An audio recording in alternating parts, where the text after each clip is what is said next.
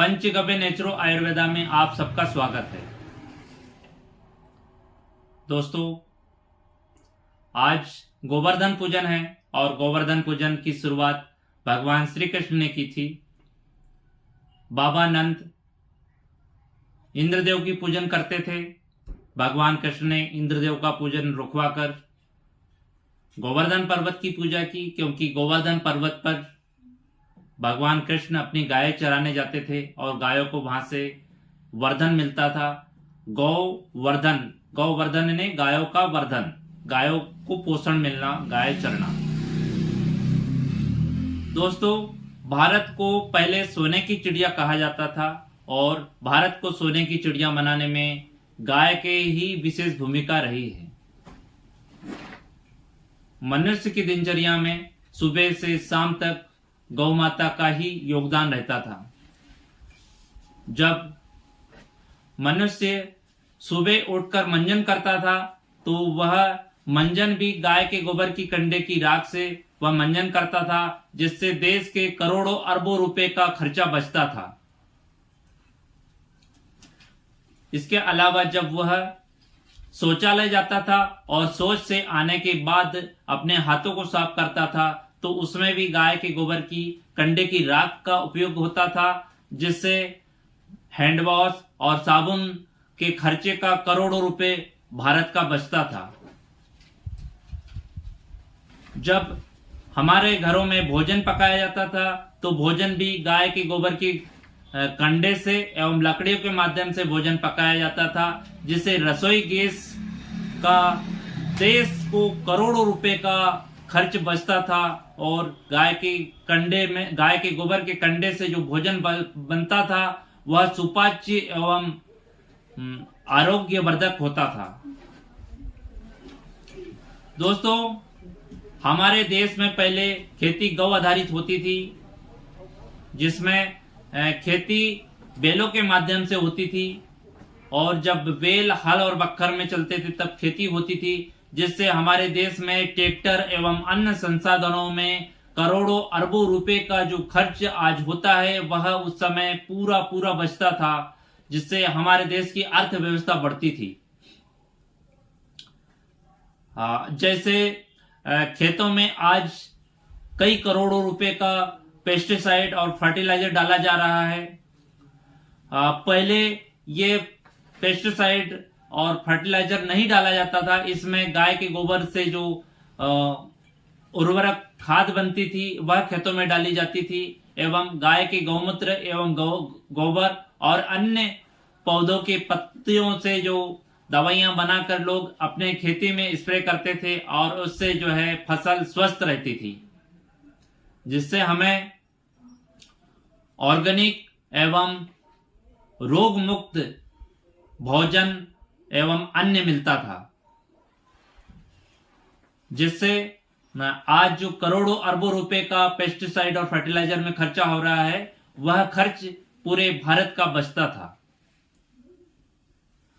दोस्तों, जब हमारे खेतों में सिंचाई होती थी तो सिंचाई भी बैल रहट में चलता था और वह रहट को चलाने में जो पानी निकलता था उससे खेती की जाती, सिंचाई होती थी और जो मोटर पंप का हमारे देश में करोड़ों अरबों रुपए का खर्चा बचता था।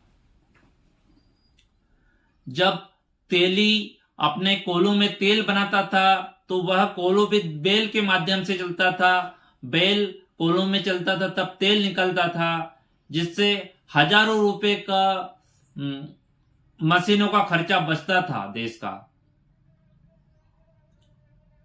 दोस्तों, हमारी अर्थव्यवस्था में गाय का बहुत ही अहम भूमिका रही है।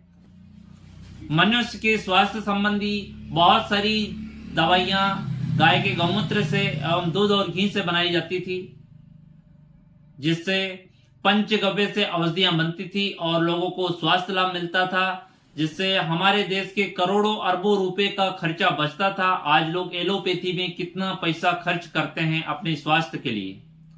दोस्तों, मनुष्य की भोजन श्रृंखला में गाय के गव्यों का विशेष रोल रहा करता था, जिसमें गाय का दूध, घी, छाछ एवं मट्ठा इत्यादि हुआ करता था और उससे लोग अपने भोजन में उसका उपयोग करते थे और स्वस्थ रहते थे। दोस्तों, हमारे पूर्वजों की कई वर्षों पुरानी बात करें तो उनकी बारात जो जाती थी वह भी बैलगाड़ियों से जाती थी और उससे भी हमारे देश का जो है करोड़ों रुपए खर्च बचता था, क्योंकि आज जो है अन्य संसाधन हुए हैं, इससे देश को कहीं न कहीं बहुत बड़ा खर्च हो रहा है। दोस्तों, गौ माता भारतीय अर्थव्यवस्था में बहुत बड़ा योगदान देती थी। हमारे देश से गाय का घी विदेश में भेजा जाता था और उस घी के बदले हमारे देश को सोना मिलता था। हमारे देश से विदेशों में खेती के लिए बैल भिजवाए जाते थे और उस बैल के वजन के बराबर हमारे देश में सोना आता था। तो हमारा देश इस प्रकार से सोने की चिड़िया कहलाया और गाय के बिना हमारे देश की कोई भी अर्थव्यवस्था नहीं चलती थी। सारी अर्थव्यवस्था चलाने में गाय और बैल का विशेष अहम भूमिका थी। भगवान कृष्ण के समय की बात करें या भगवान भोलेनाथ के समय की बात करें, भगवान भोलेनाथ का वाहन भी नंदी हुआ करता था। माँ दुर्गा का एक रूप है शैलपुत्री, उसमें भी माँ दुर्गा का वाहन वृषभ बैल हुआ करता था। और भगवान कृष्ण की बात करें तो भगवान कृष्ण ने भी अपने इष्ट गौ माता को मानकर इस पृथ्वी लोक पर जन्म लेकर गौ माता की सेवा की, गौ माता को चराया। और सारे साधु संतों ने जो यज्ञ करते थे उसमें गाय के गोबर के कंडे का उपयोग होता था और गाय के घी से यज्ञ हुआ करते थे। भगवान कृष्ण का जो अभिषेक हुआ करता था वह भी गाय के दूध, घी, छाछ एवं पंचगव्य से होता था। आज न तो हमारे लिए यज्ञ करने के लिए शुद्ध देसी गाय का घी मिलता है, ना हमें खाने के लिए देसी गाय का दूध मिलता है।